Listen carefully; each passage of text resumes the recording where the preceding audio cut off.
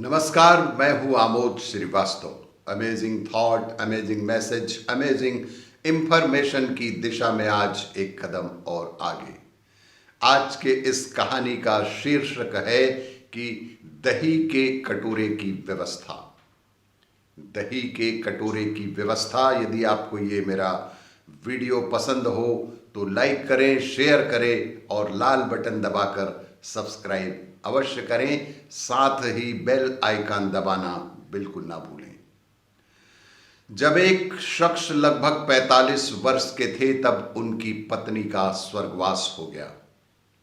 लोगों ने दूसरी शादी की सलाह दी, परंतु उन्होंने यह कहकर मना कर दिया कि पुत्र के रूप में पत्नी की दी हुई भेंट मेरे पास जो है, इसी के साथ मैं अपनी पूरी जिंदगी अच्छे से काट सकता हूं।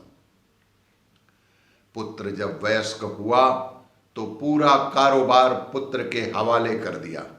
पुत्र जब वयस्क हुआ तो उसने अपना सारा कारोबार पुत्र के हवाले कर दिया। स्वयं कभी अपने तो कभी दोस्तों के ऑफिस में बैठकर समय व्यतीत करने लगे।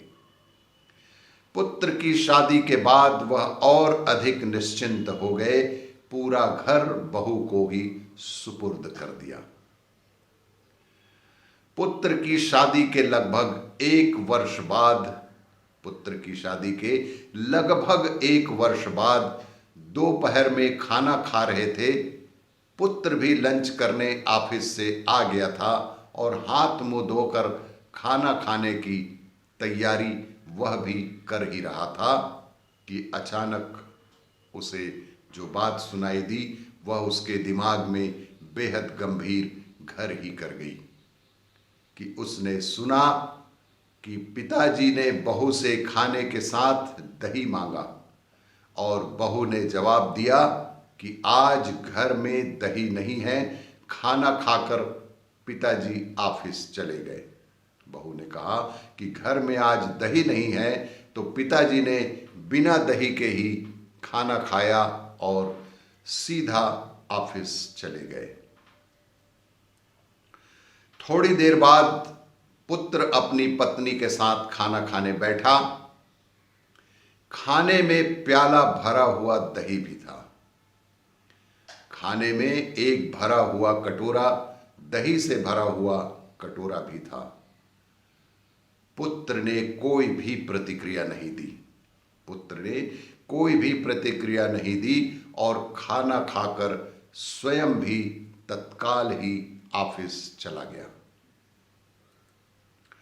कुछ दिन बाद पुत्र ने अपने पिता से कहा कि पापा जी, आज आपको कोर्ट चलना है, आज आपका विवाह होने वाला है। पुत्र ने बेहद संयत स्वर में कहा कि पिताजी, आज आपको मेरे साथ कोर्ट चलना है, आज वहां आपका विवाह होने जा रहा है। तब पिता ने आश्चर्य से पुत्र की तरफ देखा और कहा कि बेटा, मुझे पत्नी की आवश्यकता नहीं है। उसने कहा कि बेटा, मुझे पत्नी की आवश्यकता ही नहीं है और मैं तुझे इतना स्नेह देता हूं कि शायद तुझे मां की भी जरूरत नहीं है। फिर यह दूसरा विवाह क्यों?